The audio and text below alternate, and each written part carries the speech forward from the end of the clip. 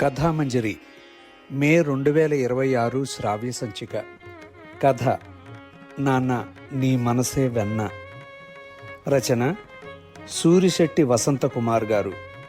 చదివినది అవసరాల రాఘవరావు.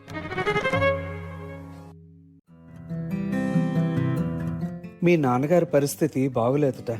నీకోసం అందరూ ఎదురు చూస్తున్నారు. పద ఇంటికి. 110 డిగ్రీల ఎండలో తెగిపోయిన చెప్పులతో తార్ రోడ్డు మీద పరుగులాంటి నడకతో ఇంటికి వచ్చి చేరాను. అప్పటికే ఇల్లంతా చుట్టుపక్కల వాళ్లతోనూ నాన్నగారి ఆఫీసు స్టాఫ్తోనూ నిండి ఉంది. టైప్ చేస్తున్నప్పుడు గుండె నొప్పి వచ్చిపోయారట. పోయేటప్పుడు కవిత కవిత అంటూ చనిపోయారట అన్నాడు శంకర్. ఎప్పుడో పోవలసింది. గుణుక్కుంటూ ముఖం తిప్పుకున్నాను. రా ఇంట్లోకి పెడదాం. నాన్నగారి బాడీని ఆఫీసు నుంచి వ్యాన్లో ఇంటికి తీసుకొచ్చారు. నీకోసం అన్ని చోట్లకి మనుషులు వెళ్లారు అంటూ నా భుజం మీద చెయ్యి వేసి లోపలికి తీసుకుని వెళ్ళాడు శంకర్. చస్తే చావనివ్వరా, ఎప్పుడో చచ్చిపోయాడు నాకు సంబంధించినంత వరకు. ఎంత చెడ్డైనా నాన్నే కదా. నాకు మాత్రం కాదు. తల కొరువు పెట్టవలసిన వాడివి నువ్వే ఇలా మాట్లాడడం బాగోలేదురా. ఆ ఉంచుకున్న దాని కూతురు కవిత ఉందిగా, దాన్ని పెట్టమను తలకొరివి. నీ కోపాలు తాపాలు ప్రాణం ఉన్న మనిషి మీద. ఇప్పుడు మీ నాన్నగారు శవమై ఉన్నారు. ఇప్పుడు ఆయన దైవంతో సమానం. వెళ్ళి చూడు అంటూ శంకర్ నన్ను ముందుకు తోశాడు. శంకర్ తొయ్యడంతో ముందుకు వెళ్ళి శవం ముందు నిలబడ్డాను. అందరూ నన్ను చూస్తూ చెవులు కొరుక్కోసాగారు. నన్ను చూసి చెవులు కొరుక్కోవడం ఇది రెండవసారి. ఆ రోజు జరిగిన సంఘటన ఇప్పటికీ నాకు గుర్తుంది. స్కూల్లో టూర్ పెడుతున్నారని డబ్బులు అడిగితే ఇవ్వకుండా ఉంచుకున్న ఆమె కూతురికి స్కూల్ ఫీజు కట్టడం కోసం జీతమంతా ఆమె చేతిలో పెట్టి అమ్మ ముందు తలదించుకుని నిలబడినప్పుడు, షర్టు పట్టుకుని ఒక్క ఊపు ఊపినప్పుడు, అనుకోని విధంగా కింద పడినప్పుడు ఇలాగే అందరూ చెవులు కొరుక్కున్నారు. మీ నాన్నగారంటే నీకు కొంచెం కూడా ఇష్టం లేదా? శంకర్, మంచి నాన్న దొరకడం పూర్వజన్మ సుకృతం. మా నాన్న ఒక రోగ్. నేను స్కూల్లో చదివే రోజుల్లో ఎవరో ఒక ఆమెను తెచ్చి ఉంచుకున్నారు. అది పెళ్ళైన ఆమెని. సగం రోజులు ఇంటికి వచ్చేవాడు కాదు. కంట్లోంచి ఒక కన్నీటి బొట్టు జలజల రాలి కింద పడింది నాకు తెలియకుండానే.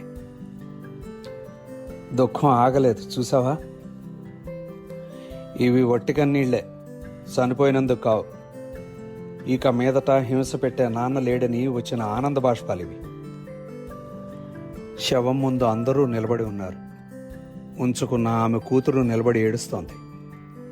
అమ్మ నన్ను చూడగానే గుండెలు బాదుకుంటూ పరిగెత్తుకు వచ్చి, మీ నాన్న ఎంత పనిచేశారో చూసావా, మనల్ని అనాథల్ని చేసి వెళ్ళిపోయారు అంది. నాన్న శవాన్ని పూలదండల మధ్యలో హాల్లో ఉంచారు. చూసిన నాకు ఎటువంటి దుఃఖం కలగలేదు. అమ్మ ఇంకా పడిపడి ఏడుస్తోంది. అమ్మను చూస్తేనే కష్టంగా ఉంది. అమ్మ ఏడవడం ఇది మొదటిసారి కాదు. ఏదో ఒక వంక పెట్టుకుని నాన్న అమ్మను కొట్టేవాడు. అమ్మ నాతో చెప్పుకుని ఏడ్చేది. ఏడవరా, ఏడు. దుఃఖాన్ని లోపలే ఉంచుకుంటే పిచ్చెక్కగలదు. ఏడవరా. అమ్మ గట్టిగా పట్టుకుని ఏడవసాగింది. నాకేమీ ఏడుపు రావడం లేదమ్మా. గొణుక్కుంటూ ఊరుకున్నాను. ఆమె కూతురు ఇద్దరూ అమ్మతో సమానంగా కూర్చుని ఏడవసాగారు. వీధిలో ఉన్నవాళ్ళు ఒక్కొక్కరు వచ్చి పరామర్శించి వెళ్ళిపోతున్నారు. ఒకసారి నాన్న పర్సులో ఉన్న 100 రూపాయల నోటు కనిపించలేదని నన్ను చావచెత కొట్టారు. ఎంత చెప్పినా వినలేదు. పనికిరాని వెధవ, ఏమిరా డబ్బులు? దొంగతనంగా సిగరెట్లు కాల్చడానికి తీసావా? నేనేమీ మీలా కాదు. ఉంచుకున్న దానికి ఇచ్చారేమో. మళ్లీ దెబ్బలు మొదలయ్యాయి. శవం ముక్కు మీద ఒక ఈగ వాలింది. తర్వాలని అనిపించలేదు. నాకు నాన్నకి ఒక క్షణం పడేది కాదు. మరోసారి నాకు ఒక పెద్ద చిట్ ఫండ్ కంపెనీలో ఉద్యోగం ఇస్తామన్నారు. నెలకు 2,000 రూపాయల జీతం. కానీ దానికి కాషన్ డిపాజిట్ కింద 50,000 కట్టాలన్నారు. ఎంత అడిగినా నాన్న ఇవ్వలేదు. అమ్మ ఎంతగానో బతిమాలింది, కానీ నాన్న ఒప్పుకోలేదు. పైగా నాకు చదువు ఎక్కలేదని నేనెందుకు పనికిరానని నానా తిట్లు తిట్టారు. నాకు దొరకవలసిన ఉద్యోగం నా ఫ్రెండ్ శంకరానికి పోయింది. నా భవిష్యత్తును పాడి చేసిన ఇతని కోసం నేనెందుకు ఏడవాలి? ఏదో కారు వచ్చి ఆగింది ఇంటి ముందు. సఫారీ వేసుకుని ఒక అతను కిందకి దిగాడు.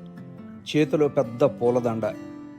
తిన్నగా ఇంట్లోకి వచ్చి నాన్న పాదాల దగ్గర దండ ఉంచి నమస్కరించాడు.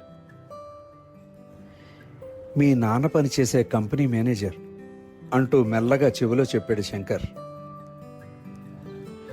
ఇంతలో అతను నోరు విప్పి, ఇక్కడ కవిత ఎవరు అన్నాడు. నాకు ఒళ్ళంతా పాములు పాకినట్టయింది. కవిత ఏడుస్తూ ముందుకు వచ్చి నిలబడింది. మీకు వచ్చిన కష్టానికి విచారిస్తున్నానమ్మా.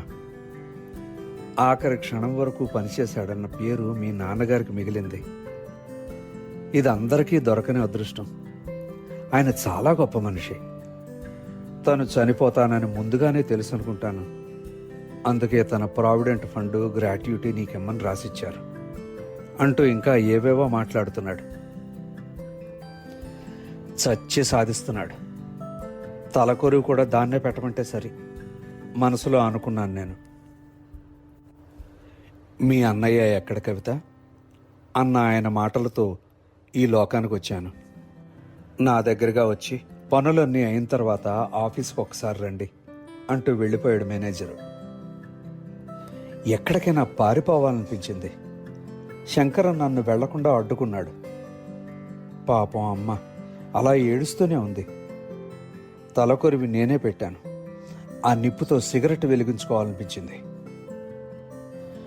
20 రోజుల తర్వాత శంకరన్ నన్ను చూడడానికి వచ్చాడు. వాడు పనిచేసిన చిట్ ఫండ్ కంపెనీ దివాళా తీసిందని చెప్పాడు. సరిగ్గా అప్పుడే నాన్నగారి ఆఫీసు నుంచి ఒక ఉత్తరం వచ్చింది.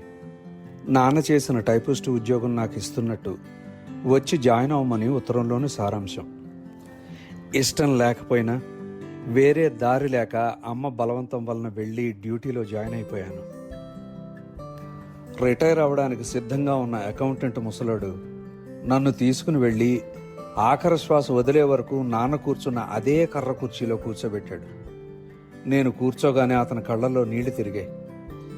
మీ నాన్న చాలా గొప్ప మనిషి, అచ్చం ఆయన కూర్చున్నట్లే ఉంది అన్నాడు. ఒక్కొక్కరు వచ్చి చూసి వెళ్ళసాగారు. కొంచెం మంచినీళ్ళు తెచ్చిస్తారా అన్నాను ప్యూన్తో. నాన్నగారు కూడా ఇలాగే కూర్చుని మంచినీళ్ళు అడిగేవారు అంటూ నీళ్ళు అందించి కళ్ళు తుడుచుకున్నాడు. మేనేజర్ రూమ్కి వెళ్ళాను. సార్ వచ్చి 1/2 గంట అయింది, టైప్ చేయడానికి ఏదైనా ఉంటే ఇవ్వండి అన్నాను. అచ్చం నాన్నగారిలాగే మాట్లాడుతున్నావు. ఈవేళ ఏ పని చెయ్యొద్దు, అందరినీ పరిచయం చేసుకో అన్నాడు నవ్వుతూ. వస్తుంటే స్టెనో ఆపింది. మీ నాన్నగారు చాలా మంచి మనిషి రఘు. చేరిన కొత్తలో నా దగ్గర ఒక క్లర్కు తప్పుగా ప్రవర్తించాడు. అది చూసి మీ నాన్నగారు అతన్ని అందరి ముందు దుమ్ము దులిపేశారనుకో. అప్పటి నుంచి అతను నేను ఎక్కడ కనబడినా సిస్టర్ అనే పిలుస్తాడు. క్లర్క్, క్యాషియర్, సూపర్వైజర్ ఇలా ఒక్కొక్కరు వచ్చి మాట్లాడసాగారు. నాన్నగారిని చూసినట్టే ఉంది. అదే ముఖం, అదే పొడవు. అలాగే నువ్వు కూర్చున్నప్పుడు కాళ్ళాడిస్తున్నావు. మాట అలాగే ఉంది. నాన్నగారిలా మధ్య మధ్య మంచినీళ్ళు తాగడం, ఆయనలాగే ముఖం మీద పుట్టుమచ్చ. ఆయన జాయిన్ అయిన కొత్తలో అచ్చం నీలాగే ఉండేవారు. నిన్ను చూస్తుంటే ఆయనే తలకు రంగేసుకుని వచ్చినట్టుంది. కవిత నాన్నగారు ఇక్కడే పనిచేసేవారు. ఒకరోజు లారీ గుద్దుకుని చనిపోయాడు. అప్పుడు కవిత చాలా చిన్నపిల్ల. కవిత అమ్మకి చదువు లేనందువల్ల ప్యూను ఉద్యోగం ఇచ్చారు. అందరి కళ్ళు ఆమె మీదనే. చాలా రకాలుగా బాధ పెట్టేవారు. అవన్నీ మీ నాన్నగారితో చెప్పుకుని ఏడ్చేది. ఒకరోజు సడన్గా అందరి ముందు ఆమెను పెళ్లి చేసుకుని, ఇక మీద ఈమె నా భార్య, కవిత నా కూతురు అని చెప్పి వాళ్ళ బాధ్యతల్ని కూడా తనే తీసుకున్నారు. ఆఖరు వరకు మాట తప్పలేదు. ఆమెని నిజంగా భారీగానే చూశారా లేక తోడుగా ఉండి కాపాడారా ఎవ్వరికీ తెలియదు. గాని ఎవరి కళ్ళు ఆమె మీద పడకుండా మాత్రం చూడగలిగాడు. గుండెల్లో ఒక మూల చిన్న బాధ ప్రారంభమైంది. మా అబ్బాయికి ఫీజు కోసం మీ నాన్నగారి దగ్గర కొంచెం డబ్బు అప్పుగా తీసుకున్నాను. తర్వాత తిరిగి ఇవ్వబోతుంటే మీ వాడు సంపాదించినప్పుడు తీసుకుంటాలే అని తీసుకోలేదు. టూరు వెళ్ళడానికి డబ్బు ఇవ్వకుండా తనకు పుట్టని కూతురు ఫీజు కోసం ఖర్చు చేయడం ఎంత గొప్ప పని. గుండెలో బాధ మరికొంత ఎక్కువైంది. నా దగ్గరే చాలా క్లోజ్గా ఉంటారు. ఎప్పుడూ నీ గురించే చెప్పేవారు. నా కొడుకు నన్ను సరిగ్గా అర్థం చేసుకోలేదయ్యా. వాడి కోసం నేనేమీ చేయలేదు. ఇంకా ఉద్యోగం దొరకలేదు. సర్వీసులో ఉన్నప్పుడే నా ప్రాణాలు పోతే వాడికి ఉద్యోగమైనా దొరుకుతుంది అంటూ ఇంకా చాలా చెప్పేవారు. కళ్ళలోంచి నీరు ధారలా కారసాగింది. ఆపుకోవడానికి ప్రయత్నించలేదు. ముఖాన్ని చేతిలో కప్పుకుని బిగ్గరగా ఏడవసాగాను. ప్రాణంతో ఉన్నప్పుడు మిమ్మల్ని అర్థం చేసుకోలేకపోయాను నాన్నగారు. నన్ను క్షమించరు. మీలాంటి తండ్రికి పుట్టినందుకు ఎంతో గర్వపడుతున్నాను. ఇకపై మీరు అనుకున్నవన్నీ సాధిస్తాను. మీరే నా దేవుడు అనుకుంటూ టైప్ మిషన్లోకి తెల్ల కాగితాన్ని దూర్చాను. పైన శ్రీరామ జయం అని టైప్ చేయడానికి బదులు నాన్నగారు అని టైప్ చేశాను. కథామంజరి మే 2026 శ్రావ్య సంచిక. కథ నాన్న నీ మనసే వెన్న. రచన సూరిశెట్టి వసంతకుమార్ గారు. చదివినది అవసరాల రాఘవరావు.